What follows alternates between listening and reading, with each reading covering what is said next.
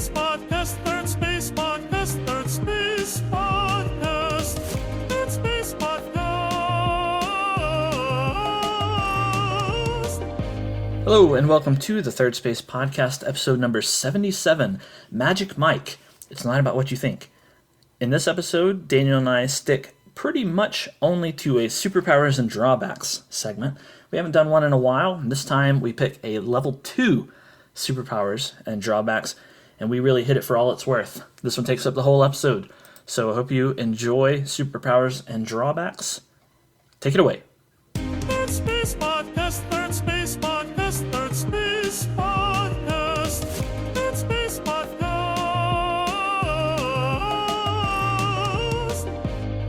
Hello. Hello. How are you doing today?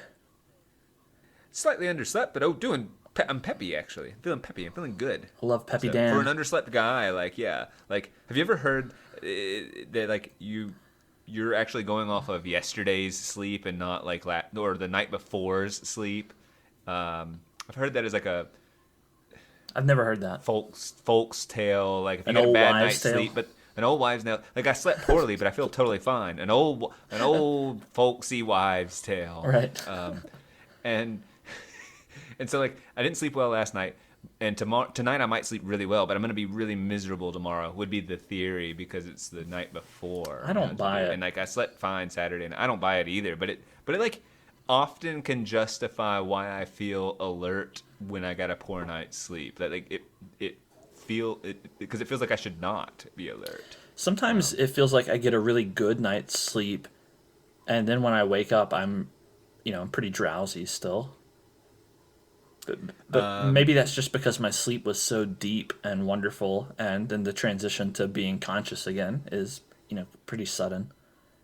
Well, and drowse. Yeah, what portion of this REM cycle thing are you in? Have you seen these alarms that will measure how much you're tossing and turning and claim to know what cycle you're in, and then wake you up within a time frame? So that's the most gentle. Do you buy that? Do you feel that there's probably something to that? I mean, there's definitely something to the various sleep cycles. I don't know that we fully understand them, but there is something to that. So I'd be open to. But these I'd be open to that. Fitbits and alarm systems, do you think that's how accurately is it measuring that stuff? How accurately do they even measure steps? They seem to accurately measure that stuff, but I don't know. I just don't know how much skepticism to exercise. Does it really know my heart rate really well? Some of the markers are easy to measure. Like your heart rate is pretty easy to measure if you're wearing something on your arm. You can detect I think how it works is it actually shines a laser or a UV light onto your veins, and it detects that green pulsing thing, right? Yeah. And it detects the movement of the vessel, so it actually is a really good measure of your heart rate. I think that's how it works. It's been a while since I looked at that. Other things like the sleep stuff, I'm a little more skeptical because, it's usually measured from your phone or some device sitting on your nightstand, and that means what are the sensors that it has to work with? A speaker, like a microphone, and some will say put it under your pillow if you want it to work well, so it's knowing your movement a little bit. Yeah, so you would get some gyrometer stuff if you put it under your pillow, I guess. But I don't know. It just seems like there's a lot of room for interference and noise in there. If you live in a noisy apartment or, you have a pet or something, I don't know why anyone would have a pet in their bedroom. That doesn't make any sense. But if you did have very common, if you lived like a disgusting animal, and you allowed pets in your bed amongst the animals, right, and you allowed pets in your bedroom, then they could make noise, or you could have traffic outside your window or whatever, and it seems like that could easily interfere, and it could detect that as tossing and turning, when it, and also who's to say that movement in sleep directly correlates to one of the REM cycles? I don't know. That's what I don't get. It seems like you could be having a fine sleep and roll over. Yes. It's not like you're. Yeah, that seems plausible to me. It seems plausible to me too. So yeah, I think there's probably something worth it. There probably are sensors that you could, engineer and attach to yourself and and measure the sleep cycles. I mean, of course, they've done that stuff, but can you do it with your phone? I'm a little more skeptical on that. Yeah, me too. I side with you. Nice. Thanks. Appreciate that support. How are you today? I'm all right. I'm back to work. I've had 2 weeks of unusualness because I had a work trip 1 week, and so I was traveling. And then last week I was kind of on a solo ski trip, and so that was an unusual week. And so now I'm like, adjusting back to the work week, and my body's all beat up. So. Does it feel good to return to the norm and Yes. the stability and the predictability and all of that? Like, Yes. Were you ready? Were you kind of like, oh, I can't wait to be in my bed, that unique, return home after being gone for 2 weeks? That's got to be like pretty pleasant. Yeah, totally. Yeah, I absolutely was. I mean, I was in a big city for the last week skiing. It wasn't in some remote mountain town. And so, like... And you love big cities, No, right? I don't. In fact, that's what I was just about to complain about. And you know very well that that's what I was about to do, because like I just was immediately greeted with gridlock traffic, terrible roads and interstates and everything, rap music through my walls. It was just like coming back to everything that I hate, and it made me realize that, man, cities suck, and I don't want to live in one.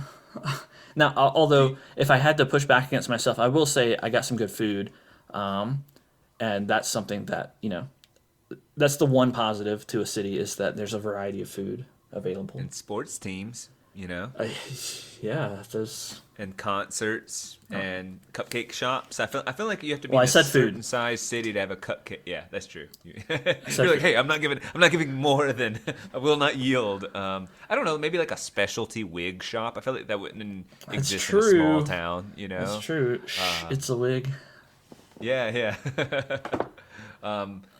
Just the more specialty novelty shops. You don't get those in the country kind of thing. So Yeah, I don't buy that stuff, so that doesn't bother me, and I don't care about sports or concerts, really. So you basically need a city big enough to have a Chick-fil-A. Yep. And once you're the size of a city that will open up a Chick-fil-A, then you're good. You're good. Right. Which I feel like there's probably some pretty small towns with Chick-fil-A's. I'm guessing. I don't. Now that I think about it, I don't know. I don't know if like really small towns will still have a McDonald's, right? Yeah. Sometimes the McDonald's is the sort of social hub of like a really tiny kind of rundown rural Georgia town. I've passed through plenty of those with like a gas station, a McDonald's, and like, really that not much else going on. But there won't be a Chick-fil-A there. So yeah, I used to be a little bit pickier about what food I required in a place that I'm living, but I'm less so now because I cook more, and so really, just give me the Chick-fil-A and maybe one other place that I can go to every now and then, and I'm all set. I'm needing cities less and less, and that feels pretty good. So.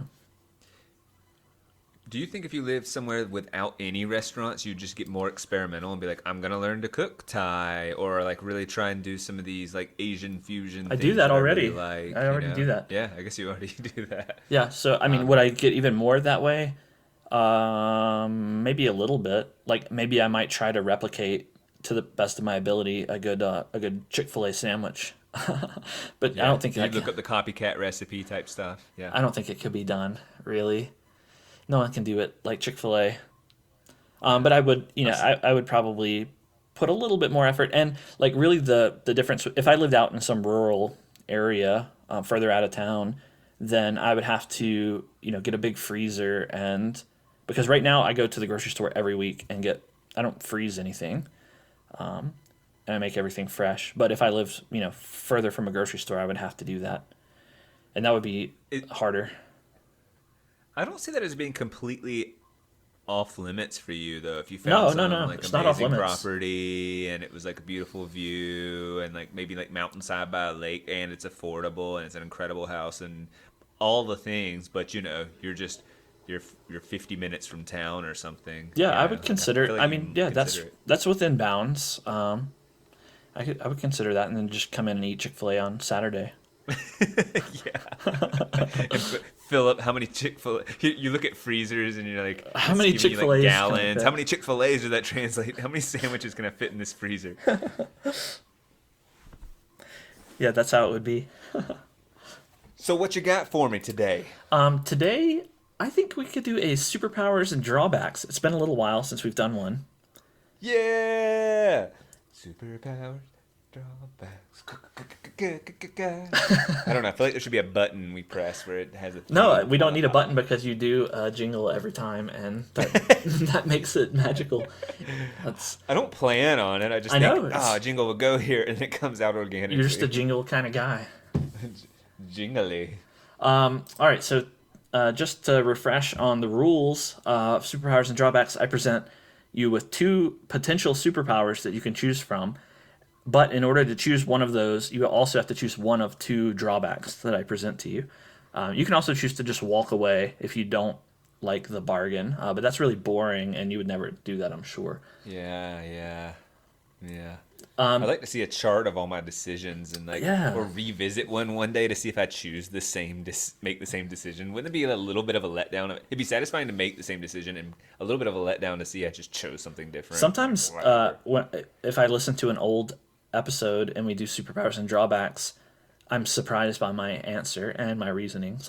Occasionally I'm like, oh yeah, I didn't think about that. Good. Good to know. Good thought, Bennett. I should talk to myself more often, Right. I should check in. Yeah.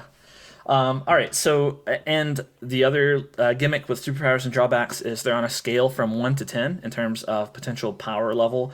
And the most interesting ones to me, everyone talks about the 10 ones like mind reading and flying and invisibility and stuff, but it really gets interesting down at the bottom end of the scale, the 1s and the 2s.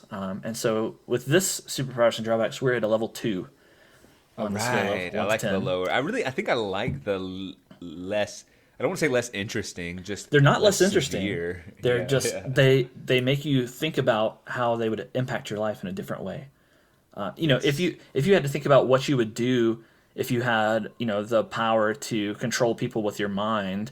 Well, that revolutionizes your entire life. But these level 1 and 2 ones, it doesn't entirely revolutionize your life, but it might affect it a little bit.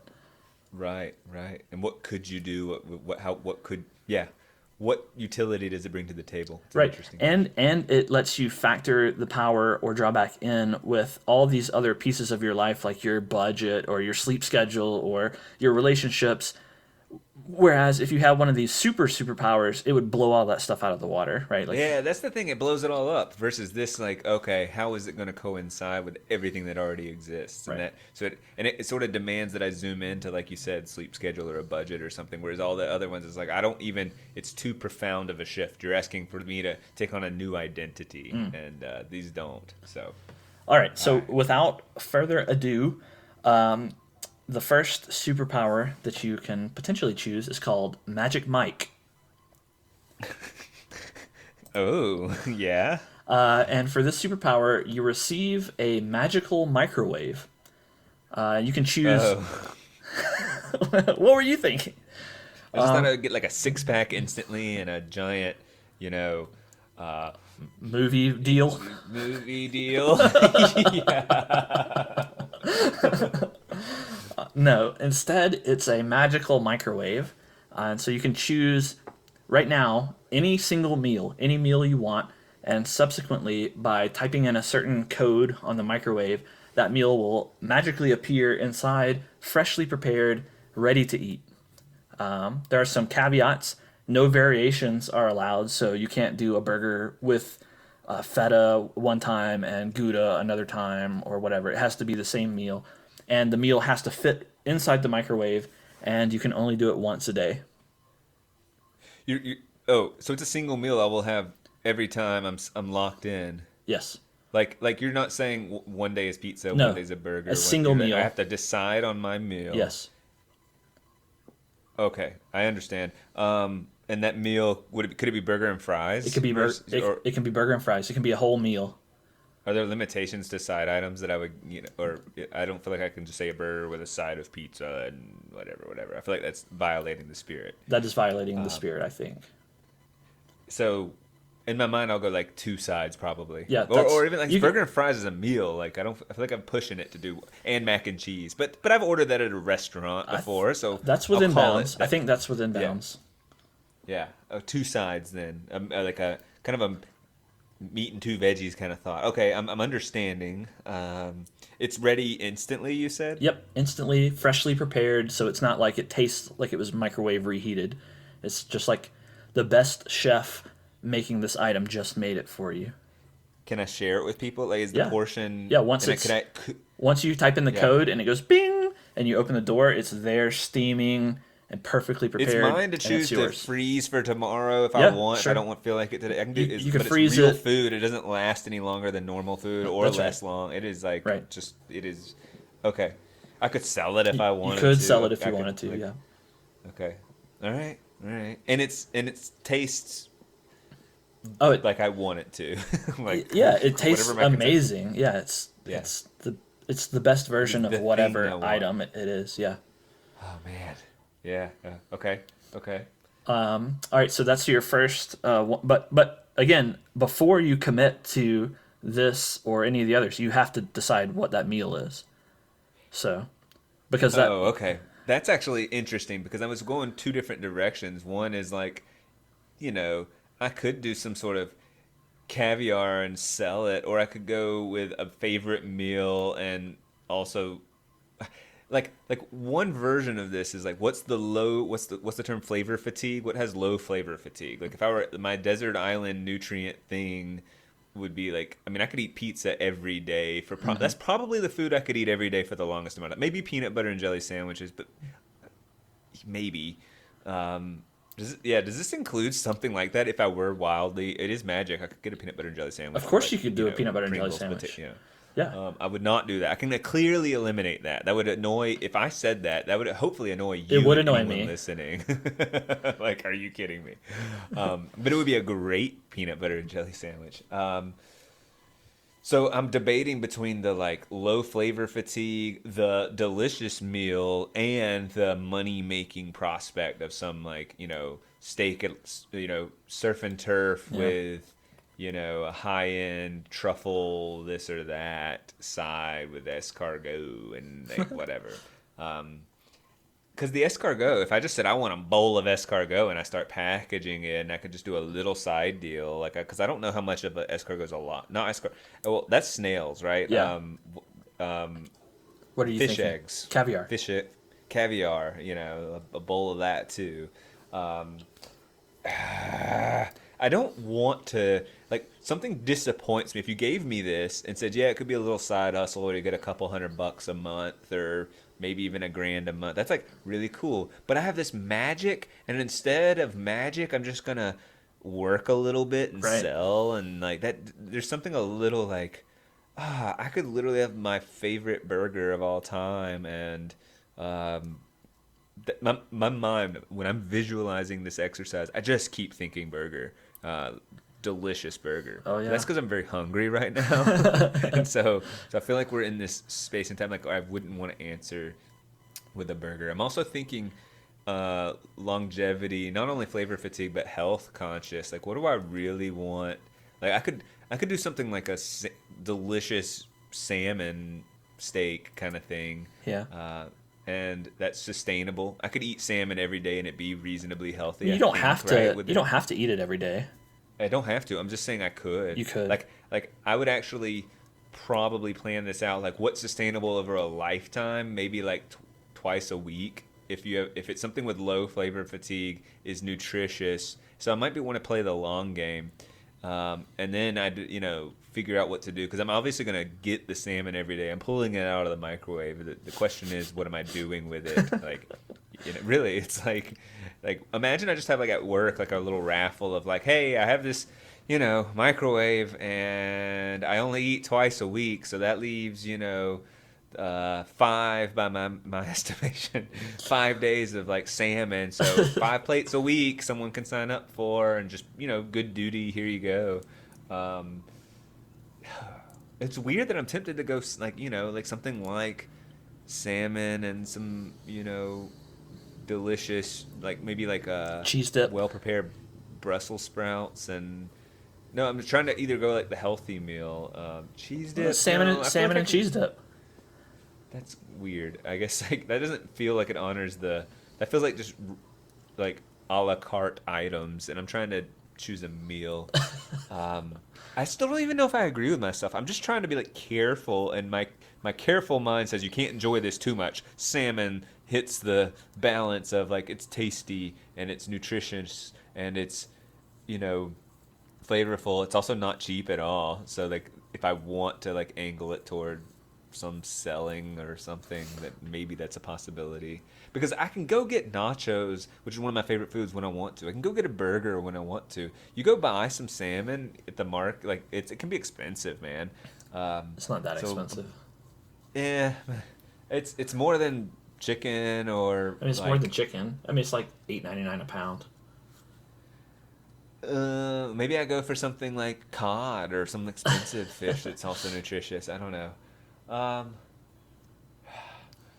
Can you help? Can you wrestle with the question at the same time? Where do you go food wise? I absolutely am picking the most enjoyable meal that I can. I'm picking a big, fat, juicy ribeye steak, perfectly cooked, with a steaming, buttery baked potato and maybe some broccoli or which is what I normally eat with steak. But maybe I need to think grander, more grand, and instead of broccoli, pick some other fancy side.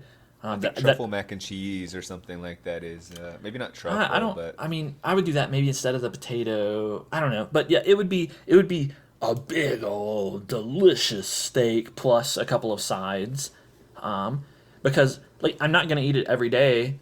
I could, and there have been weeks where I've eaten steak 5 days a week, and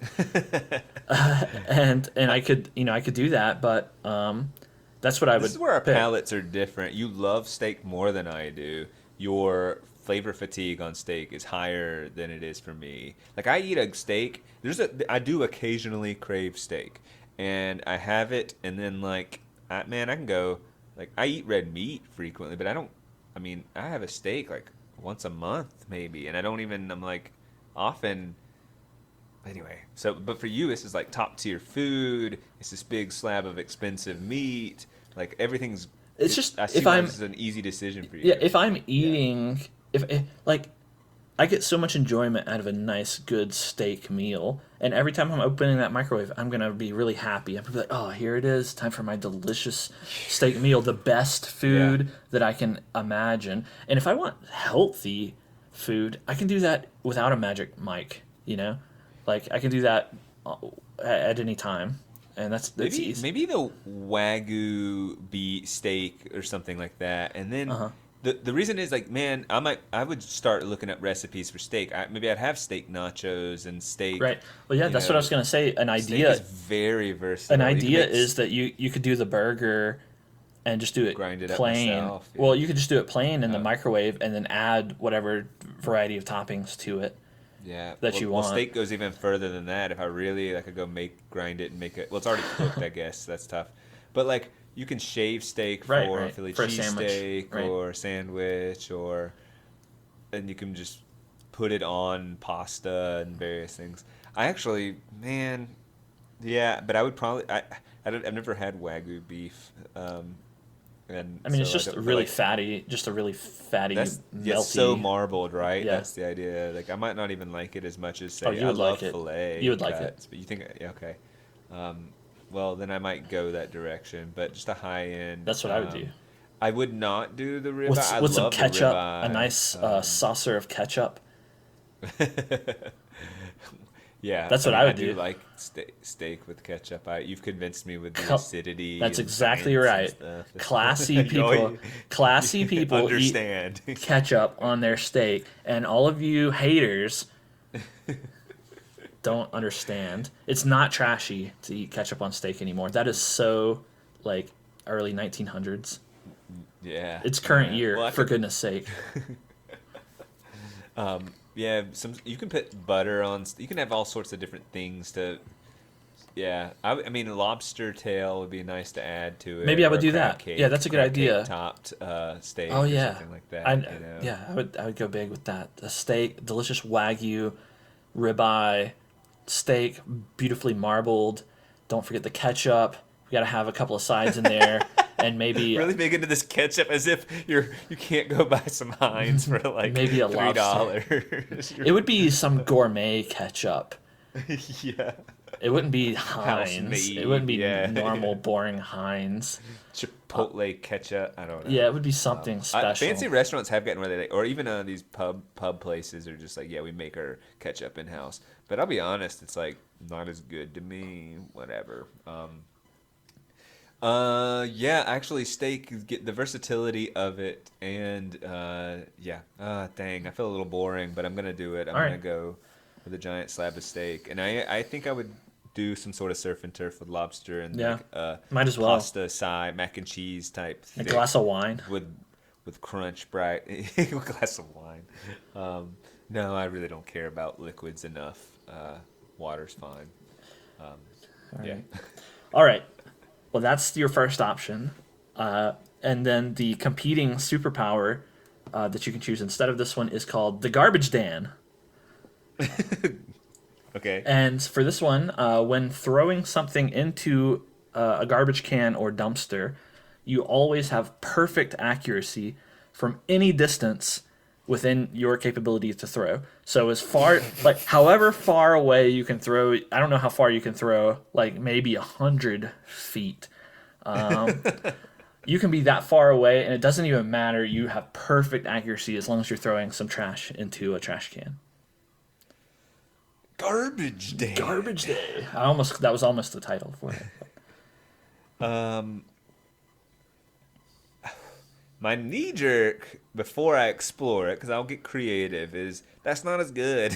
Like, listen, to rank them the same. It's pretty cool though. I'm questioning your, your scale here to consider like your whatever meal you want once a day, or when you throw away stuff, you're accurate. Okay. Come on, man. That's pretty cool. Let me ask you this. I've shaved my pubes and I put them all in my hand and I go and I like toss these. Do they also land in the trash can completely accurately? All the scattered, I've collected all my shavings and I'm ready to throw them away, and they go in the trash can accurately. You don't break the laws of physics to do this, so you'd have to be near enough for it to physically go into the within your capability to throw, really. So as far as you could throw pubes. Okay, even if I'm just leaning over and I they all drop go them in, they all go in. Yes. So they're not behaving differently, other than they are not scattered about. So like if I blew them out of my hand, they'd go in. I guess that might not be a throw. Yeah, it's not a throw. We're really digging in where I didn't think we would dig in, but but yeah. I was actually just trying to think of like particles, like sand or something. I toss. You can throw sand because it would just be impressive from across the room. You can kind of toss a handful of sand, and it like obviously wouldn't all go in the trash can, but in this case, it 100% does. And it would look pretty remarkable. Yes. Right. So that's where my brain went, man. I don't know, because I'm trying to think creatively about why this is convenient. I mean, I imagine there are times when my hands are really full, and I wish I could just. You don't have to get up. You can be sitting on your couch and be like, ugh, and then you can just yoink. You could, I think, what did the kids say? Yeet your trash, and it would go right into the trash can. My pubes into the trash. Just let me yeet these pubes. I don't know why I went with pubes. I know. I just was like, I was gonna say armpit. You really shocked me. Yeah. I wasn't expecting. Well, I didn't want to do shade. They didn't. My face hairs weren't, long enough to be as interesting. Uh-huh.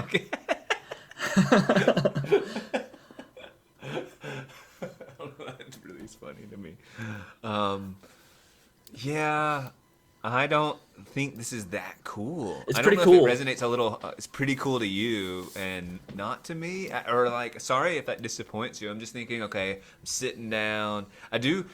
Something I hate, and I don't know if this will like potentially inspire you for superpowers in the future, but I really, at the end of an evening, like Danielle and I were tired, we ate our food, I had a nice meal, and now there's just cleanup, and that cleanup is pretty tough sometimes in terms of just like, I don't, that kind of irrational relationship with it. Like, it's not that hard to clean up a few plates, a tray, any like, but think about it. Like, we've plated food. There's multiple cutlery. You got napkins, like sometimes a tray, or most of the time a tray, because I brought it over. Some sauces to put back in the fridge, whether it's your mayo or your ranch or your whatever. Any seasonings we've added. It's just like a thing. It's like and then if you want to put it in the dishwasher, you got to kind of rinse them. And I don't just like throw them in the dishwasher all dirty with caked on like sauces. So anyway, that's not really about this, but there is trash involved frequently, but it's usually like a napkin or two, so that doesn't really help here. I'm just exploring other ways it helps relieve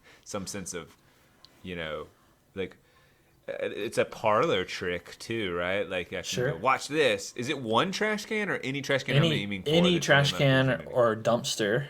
Yeah, any garbage can or dumpster. And so I can do goofy, like, throw it over my shoulder, blind looks. It can be, like, as long as it's able to be, like, it could be out of view, but still accessible, and it would work. Yep. It could be a paper airplane that you throw, like, a really long way, and it turns and loops and does crazy stuff, and it goes into the trash can. I could go viral on the internet with this sort of, like, think about in the classroom. Shots. Think about in the classroom how cool you'd be. Like, right now, you're probably a pretty lame teacher, but think about how cool you would be if you could just, without even acknowledging it, take a student's bad essay and crumple it up and throw it over your shoulder, bounce it off the wall and straight into the trash can, and then just get on with the lesson. Everyone gets an A if I miss. And everyone open your dictionaries to letter M, and then just continue on with the lesson. Yes, in stride. Very funny. Yeah, but I like that everyone gets an A if I miss, and like I never miss, right. Or like I do just wild stuff, and they just can't believe it. Like that degree of reputational, like, credit, like street cred. Yeah. Like, I'm the garbage Dan. I'm the garbage Dan. All right, so those are the two superpowers that are very tempting to you, I'm sure. But if you want one of those two, then you have to choose one of these two drawbacks. The first one is called the Daily Daniel. And in this one, every day in one major newspaper, an article is written about you, but the article's tone is somewhat salacious, and it's usually about some trivial or slightly negative event that's happened to you. And the columnist of this article has an uncanny ability to know things that he shouldn't be able to know. So, for example, there may be an article about how you forgot milk and had to make a second trip to the grocery store. The headline for which might be, "Delivery delayed? Daniel doubles downtime for dairy." And then it'll be a short article about how, you made this kind of silly mistake. Or it could be about how today you had a 2-flush poop, and the headline for that one might be, "Dropping a deuce? Daniel's double flusher in the faculty bathroom." Something like that. And it's in a major newspaper every day. Just like these like exploitative headlines of like tiny missteps or perceived missteps, or just constantly slightly critical articles about me. Right. Nothing too bad. Like, it's not going to be anything that's going to, totally ruin your reputation. And it's not going to be anything too deeply personal, but it's always going to be stuff of that caliber. Like, if Danielle and I were to have a disagreement, would that possibly make the headlines? Are they knowing what's like in the home? Or are you saying anything?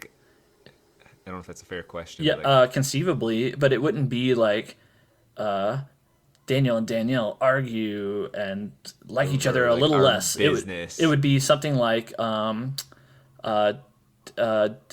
Daniel got so annoyed in this argument that he actually teared up a little, and the argument was about like putting laundry away or something, like something stupid. Like, it would be something small. Well, there's a like privacy concern about, like, I don't want if I knew we were arguing over, I don't know, a political issue or something like that. Like, my politics being out there seems more serious than that, and that's not the spirit of this. No, that's not the spirit of this. It's, I mean, It's not a privacy. Well, there is privacy concern. Of course, yes, that's the thing, is that it makes your life less concern. private because you're being published in a major newspaper. How interested is the general public in this, and like how do my colleagues and friends know about it? I think they'd inevitably discover. Is the absolutely. same newspaper, or do you said it a different one? It can vary, but at least in one major newspaper. So maybe one day it's the New York Times, and one day it's the, I don't know, whatever other newspapers there are. Washington Post, and the Wall Street Journal. Yeah. So, and it seems to be written kind of by the same person. With the No, same it can be different columnists, but they always seem to know more than they should about you, and it's always got this slightly salacious kind of gossipy thing. I'm intrigued by that idea of like as a story. I know. Like I thought you might kind of like this drawback. A person starts to discover this, and then they have to know who's writing these articles, and that's the quest. That's the story. Is like, what do you do when you find this out? The ramifications are like this could get popular within my place of work. My students read it every day. It could, like, at first, if they just read it every day because they kind of like it, and they go, I know, it's this thing that kind of picks on you, and everyone would kind of get that it's picking on me. But I think it would actually potentially, if it's a well-written article with like just kind of an attitude against me, like the tone is just like, this guy's kind of a jerk, just snarky, and people read this every day. I do think it would creep into their psyche that, oh, there goes Daniel forgetting the milk. Of course he did. He's Daniel. I think that would reputationally damage me if I were late for work or something. It's like, yeah, well, of course, because they just have this. Anyone who reads that, I think, would walk away with that over time. Mm-hmm. They chuckle at first, but it creates a narrative, like a sustained narrative every day. I could even see something like this weirdly catching on in the same way like the Truman Show. Like, just tune in to see how Daniel mildly messed up today, and like there's like a following of fans that I have, which could be charming and also like difficult to process how that would feel. They're like, oh, hey man, why don't you like wear something slightly ill-fitting for me today, like for our picture, or like ask me to do the Daniel thing, and like, oh, why don't you throw up a lame peace sign or whatever, like for our picture, or like just something that's everything slightly like, be kind of lame, Daniel, be kind of lame, and I'm that mantra of like, be a little bit of a screw up, even if it's good-natured ribbing, that being my like mark on the world. That's the narrative I'm leaving behind. That would be that, oh yeah, I remember that guy, he didn't he just kind of was a doofus, kind of messed things up or something. I mean, I don't think it was seemed nice enough, I guess, but like just kind of couldn't do things right. And that is fairly bad. When you did that little impression right there, I don't know why, but I pictured David sitting at his dining room table with a newspaper in a very daddish way, in one hand, reading the Daily Daniel, saying, like, oh, look what Daniel did today. Yeah. Oh, that Daniel, and then putting the newspaper to the side. That Daniel. Yeah. I think that might be strong. That might be I like this thought experiment, but I don't like it. Okay. The Daily Daniel. All right, well, that's the one that you potentially choose. And the last one is called, uncreatively, Grammar Perfectionist. And so for this one, grammatically incorrect sentences that you utter cannot be heard by anyone but you. They can't read your lips. It's totally like you didn't say anything at all. That might happen quite a bit. Are we talking about fragments too? I mean, stylistically. Let's not go that far, because that gets, I don't know, I'm torn on Certainly fragments. You say, what's your favorite food? And I say cheeseburger, you've heard me. It's not grammatically incorrect, yes. Even though it doesn't have I guess I could make you say cheeseburgers are my favorite food, but that's a little too restricted. That's not kind of what I intended, so. It's more than a 2, I think, I would have to be very careful. I don't know. I'm trying to It think still of seems pretty low power. how guilty am I of filler phrases? Does it actually negate the filler phrase, or they sentence altogether? So if I said, If you say or that's not part of this. okay, But if you but if say I said, I am, I am, I'm hungry, what happens there? what's wrong with I am hungry? Well, it's the I am hungry. It would be the repetition of I am. I say it 3 times. I just kind of stutter or haven't fully thought it out. But is it weird that my brain is going to these areas that it's immediately unexpected on your Yeah, I would say I'm just gonna make the call that fragment. If you're answering in a fragment, like you said, like with cheeseburger, that's okay. That doesn't get filtered. But if you are doing repetitions or you modify a sentence in the middle and finish it, then yeah, that doesn't work. No one hears it. ending sentences with prepositions was recently recognized by, I think, Merriam-Webster as being grammatically okay. Well, I agree with them, but I don't like. I'm not happy about it for some reason. I don't like them changing the rules like that. It's like about time. Those bastards, they suck for changing the rules, though. I totally agree with them, but what are they doing? I mean, come on, like have some standards, people. Yeah, it was, well, I didn't realize people debated it, that particular convention, I guess, almost more than rule, or it became a convention, and then they finally just basically said it's a convention, not a rule, so you can do Lame. it. Well, this drawback will really kick your butt if you end a sentence in a preposition. It'll definitely not let anyone hear you. So. Okay.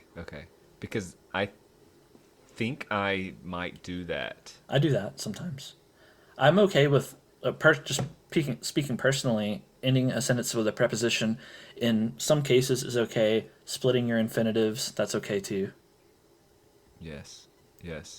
Sometimes but not in this, when you're writing, you use a comma when you really should have used the semicolon or made it 2 sentences or used a conjunction. I'm okay with that sometimes.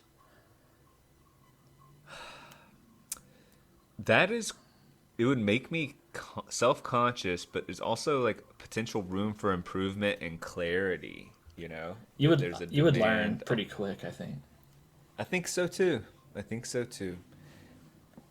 think there's some rare times where I didn't realize I spoke with imperfections, and that could cause some severe miscommunication where I know I communicated this to them, but this is, and then interestingly, it might not be the fact that I'm silenced, but it might be the fact that I check for understanding more frequently that might be more disruptive to communication.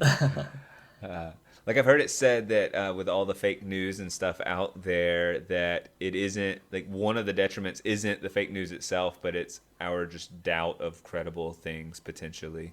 That sounds like sounds like a good thing. People need to be more skeptical. Yeah. Well, yeah. But you're right. There can be, it can go too far. Drawbacks to just sort of dismiss what you don't like would be the thing. Is go, that's probably something I don't. Right. Like the inclination of that, or I disagree with it, therefore it could be fake news, and therefore I will just dismiss it. Right. Or I will exercise skepticism selectively. And so in this case, I imagine I'd be like, did that make sense? Did I clearly state that? Could you repeat that back to me to make sure everything is clear? That could get taxing and actually affect me. Ooh, those are interesting. Here's my knee-jerk response. I would take Magic Mike and Grammar Perfectionist, and I would take it. All right. I like the decisiveness. Yeah, I wanted to just throw that out there. We've dawdled through this, I think I agree with you. I think I would take the same things. Magic Mike, I don't think is as good as maybe it sounds to like. I guess when I'm hungry and you're asking me to talk about my favorite meal, right. like, oh man, it's its own topic almost. I mean, obviously, I'm choosing Magic Mike over Garbage Dan. You kind of threw out this criticism that maybe my power scale is wrong here on this one, but I think they're closer. I think maybe Garbage Dan is at like a 1.5 and Magic Mike is like a 2 point something. So yeah, maybe there's a little distance between them, but I think they're still in the same number category. I just can't, Magic Mike. I don't want to. Yeah, go ahead. Magic Mike, like I think the selling potential of it is nothing. Like you're not going to get significant amounts of money from selling a singular meal. Every day, the same meal. Like, how is that going to work? It's just not going to work. It's not going to be financially viable. No one wants to buy that. No company wants to. I'm in the business to buy single meal. Right. It's just not good enough for that. Which means that its only purpose is really it eases a tiny amount of your financial burden, like a really small amount, like some dollars. I mean, you could replace what would normally have been a $5 or $10 meal with, what would have been $100 meal, but you can't monetize that. You're just getting a greater amount of enjoyment and nutrition potentially. But it's just kind of a nice to have. There is the flavor fatigue to consider. So you probably, even if you get this power, you probably won't use it every day for the rest of your life. So it's just a small boon of enjoyment in your life, which is something, but it's about a 2 on a scale of 1 to 10. Garbage Dan, throwing stuff in the trash can, you could monetize this more than you could Magic Mike if you were really dedicated to it. You're probably not going to be that dedicated to it, but the potential is there, and it probably feels really good to just always sink that handful of pubes in the trash can. The trick shot guys, I mean, there's whole people dedicated to this, and you've it would really you could monetize it. I think you could monetize it, and even if you didn't, it would still feel pretty cool. You could have some really cool moments, like if you're out at a bar it doesn't matter where you are. Like if you're sitting at the table in your restaurant and you spy the trash can in the back open, you could just yeet something over there. I'm going to start using that word all the time now. And just go right in the trash can. Man, it would just be cool to do that. Not that cool, though. Still probably a 2 out of 10. And then Grammar Perfectionist. It would probably catch me some, but it would be an improvement for me to speak in a grammatically correct manner always. So I would just learn how to do that naturally. I also think you have control. When we've talked often about these drawbacks, when I try to conceptualize this compounded, it's like the daily Daniel, the psychological taxation, the reputational damage. There's a lot out of my control, and I don't know. I try to proceed cautiously, but with the Grammar Perfectionist, I feel like I can wrap my head around that. Yeah. I feel like there might be some moments of miscommunication because I was a sentence was omitted, but generally speaking, I think I have control enough, and I have confidence in myself enough to barrel forward with that. I kind of have the same calculus. Actually, I think the Daily Daniel might be less damaging ultimately because these are trivial little articles. People are going to get, they're no one is serious. Boring, honestly. They are boring. No one is seriously going to just read them every day and then like you less. If the only people who are going to read them every day are going to be amused by them and they're going to have the attitude like, oh, Daniel forgot the milk. I've done that too.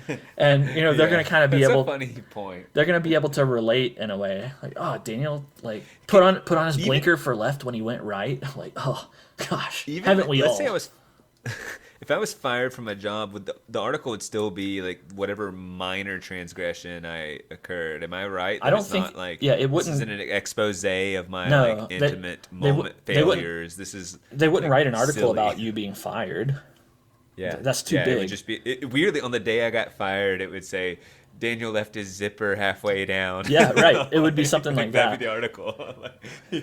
Right. Food was on the crust on his mouth all day long, and he didn't notice. Yes. Yeah, that's right. It's like, I was fired, and they wrote about it. That could be weird too, you know. Yeah. I finally become a published author, and I'm really proud. And it's like, Daniel stubs his toe. Like, dang it. Yeah, Really that's funny. how it would be. But like, I don't see that being really seriously damaging. I don't even know if I would read it. I probably wouldn't read it because I would have to get all the newspapers. Yeah, you could ignore it, or you could, yeah. So Yeah, maybe I think it's not that bad. Yeah, but it's I don't know. possible Still to. some stuff out of control. It is out of control, and that I sympathize with. So yeah, I think I ultimately agree with you. I would choose Magic Mike and get a nice big steak, and I would choose Screamer Perfectionist and modify my speech by like 10%. Yeah. Do you think 10%? I'm being. Okay, like, no. I'm not being Yeah. serious. It would be a lot Not more at all. than that. Not at all. Yeah. Yeah. I like it. Well, man. That's it. We really dragged that Superpowers and Drawbacks out pretty long. So, congrats to us. Yeah. I didn't mean to really. Yeah, No, well, we I really- think it's just like conceptualizing food is half of it for me. Because it was a unique scenario to say, what would your Magic Mike food be? Because people always, Do the Desert first thing Island. people say is like, yeah, Desert Island book. That's different than just, your favorite book. It's your Desert Island album or whatever, and they qualify what that means. It's like, Yeah. oh, well, the Magic Mike wave meal is different than your favorite meal, even though it kind of ends up being something like that. So, yeah. Okay. Okay. Goodbye. Dun-dun, dun, Do, dun, do, dun. do, do, do. Yeah. Over.